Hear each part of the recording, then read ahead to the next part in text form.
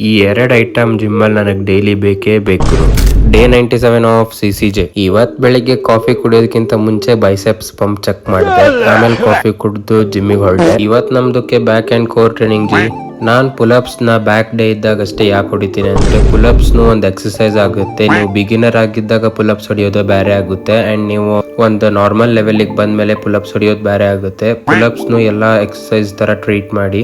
If ನಿಮ್ಗೆ ಏನಾದ್ರು pull-ups ಹೊಡಿಯಕ್ ಬರಲ್ಲ ಅಂದ್ರೆ ಸ್ಟಾರ್ಟಿಂಗ್ ಅಲ್ಲಿ ಅಷ್ಟೇ ರೆಗ್ಯುಲರ್ ಆಗಿ ಹೊಡಿರಿ. ನಿಮಗೆ ಒಂದು ಲೆವೆಲ್ ಅಲ್ಲಿ ಪುಲ್ಅಪ್ಸ್ ಹೊಡಿಯಕ್ ಸ್ಟಾರ್ಟ್ ಆದ್ಮೇಲೆ ಅದನ್ನ ಒಂದು ವೀಕ್ಲಿ ಒಂದು ಟ್ವೈಸ್ ಅಥವಾ ಥ್ರೈಸ್ ಅಷ್ಟೇ ಹೊಡಿಯಕ್ ಸ್ಟಾರ್ಟ್ ಮಾಡಿ. ಜಿಮ್ಮಲ್ಲಿ ನನಗೆ ಎರಡು ಐಟಮ್ ಮೇನ್ ಬೇಕಂತ ಹೇಳಿದ್ರೆ ಒಂದು ಚ್ವಿಂಗಮ್, ಎರಡನೇದು ಇಯರ್ಬಡ್ಸ್ ಗುರು.